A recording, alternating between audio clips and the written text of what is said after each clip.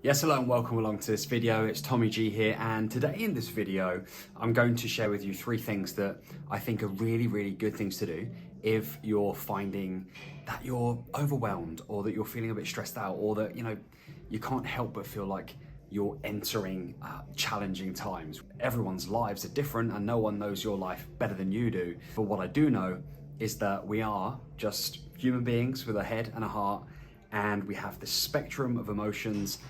And we're often overloaded. We are often overloaded with information because it is fed to us all day, and it can be extremely challenging to find sense in your own thoughts and in your own energy. So in this video, these three things that I share with you will definitely help you. Number one is to lead your own mind. Right now, there is a void. There's a void in leadership in our lives. We have weak leaders, and so we are often searching, craving some strong leadership, which is why you'll see that a lot of people are really invested in certain personalities, celebrities, individuals, maybe even superheroes, to find something to believe in almost. What we need to establish here is that leadership starts at home. Leadership is about your own mind, and leading your own mind is about knowing where it is that you're going, where you would like to go to. So you have to have a destination in mind, like what is it that happiness looks like, and how could you move closer towards that? And that could be as simple as day-to-day decisions. Which one of these is going to make me happiest? It sounds so simple, but running that question through your mind can really help you to move towards a more happier scenario in life. Imagine taking your mind for a walk. You've got it on a little lead, you're taking it into the woods. You've also got to understand that the landscape that you're going to be faced with is unique, and it's going to be different to other people. And that's because you have a unique history and a unique set of experiences and reference points. Your journey is going to be different to mine, different to the next person's, different to everybody's. Your landscape is going to be unique. You might not find an answer directly given to you. You may not get those coordinates on the map that say you need to go left and right and over and under. You may have to figure it out a little bit for yourself, but knowing that gives you permission to do that. Knowing that gives you permission to believe that you're able to do that. And rightly so, you should be. Nobody's going to hand this to you. Nobody's going to tell you what to do. We have a void in leadership, and so we have to lead our own minds. And the third way that we can lead our own minds is to choose who we follow and what it is that we follow. And that's really easy to do these days because we do it all through our phones. Most of our social interactions and social influences happen via our screens in our lives: television, laptops, tablets, and of course mobile phones. So really, this is a great opportunity now to look at, what is it that you're following? Again, using that same analogy of being in the woods and leading your own mind.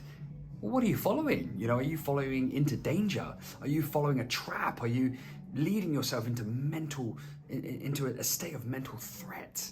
Are you leading yourself into a mental cage by absorbing information that you're probably better off avoiding, or by surrounding your digital self with these negative influences and fear and all this scarcity stuff? Now we need to know what's happening because we've got a plan, and we need to accept that sometimes negative preparation is key, but just be careful not to suffocate in the negative narratives. And you can do that by choosing who it is you follow and what it is that you follow. So that's point one, leading your own mind.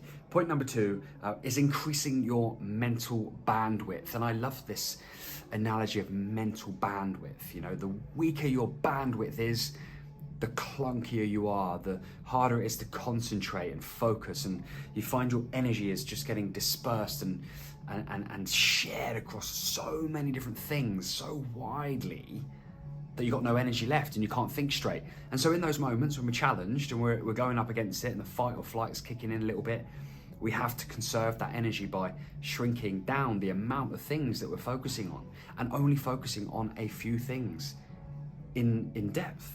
Giving your energy and having bandwidth to only focus on those things. And I did a previous video about the three main areas of life. You might remember if you watched it: health, relationships, and your career.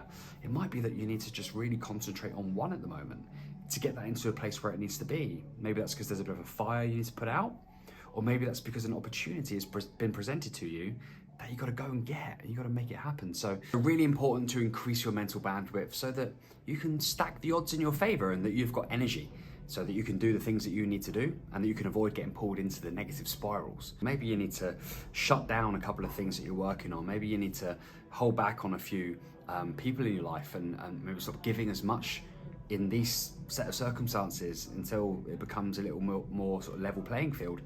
Maybe you need to have some difficult conversations with people at work. Maybe you need to just go easier on the whole kind of pursuit of physical fitness. Maybe you just got to focus on health. So there's lots of things that you can do to increase your bandwidth, but it's essentially not having too many things to focus on. And the third thing that you can do, and I know that this is a recommendation, a lot of people talk about journaling. And yeah, I've kind of been someone who has journaled a lot, then not so much, then a lot. But what I will say is that this really practical way of approaching journaling can really help, and it's low maintenance. You don't have to come up with a novel every day. You know, it's very easy and it can work really, really well. It's very practical. And what that is essentially writing down the things that are troubling you in the morning. So when you wake up in the morning and you go and have your breakfast and you do what you do, just spending a minute just to open your book and just to write down like what's on your mind, like quite literally what is draining your energy. What are your brain drains? What are your mental blocks? What things are you worried about? And who are you worried about?